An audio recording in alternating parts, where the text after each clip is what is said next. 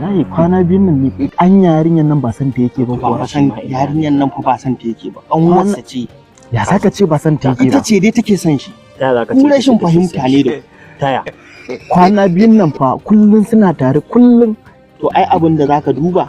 shi fa ba wani damuwa yayi da ita ba kullun ita ce take nanike mai tana shige mai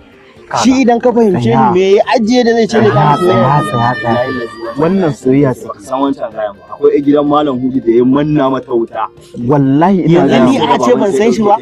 ni da muke haka da shi a ce ban san shi ba zaman da muke da shi kai ba ka yi da shi ku dai kawai dai da kuka sa kanku munafunci da gulma kai ka sa rayuwa sai a ce munafunci a ba fa gaskiya ba ce ba ka san wannan ba ko bara da a tambaye shi ba ka san gaskiya ai a kashe mutum bara da a tambaye ni shi ka banni in ya zo in tambaye shi ya suke da gidan malam Hudu sa mai amsa za ka yi a baki ai ka bari idan ya zo ni zan tambaye shi wai ku tsaya ma ku tsaya daga gidan sai je dauko ta dazu muna zaune a nan gwaggwan su ta wuce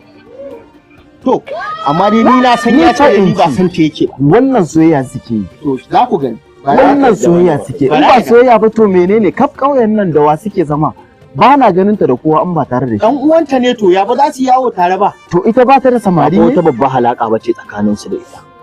ba wata doguwar halaka bace ba a can fayan ne suka zauna iyayensu suka zauna waje daya to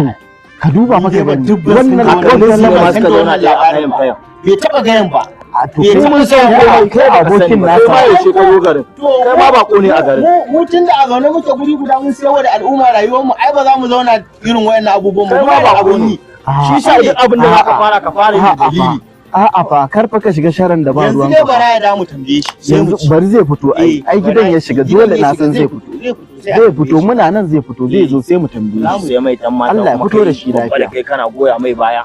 ni fa gaskiya nake faɗa To ina gaskiya anan? ba ka to shikenan ba matsala bara ya zo ni ba gaskiya bace ba bara ya zo ni ko soma ina zuwa yawa dan amma wannan soyayya suke in ba soyayya suke in ba soyayya Sai suke rabu da ba shi, za shi ma a mai kare kulli shi. yaumi bakin su kullum daya suna tare bakin su daya kai ni sai na ma aika an kira mun shi babu ya ta zo zamu je mu faɗa in ta fita yana zuwa ya dauke mata yarinya ya kata gidansu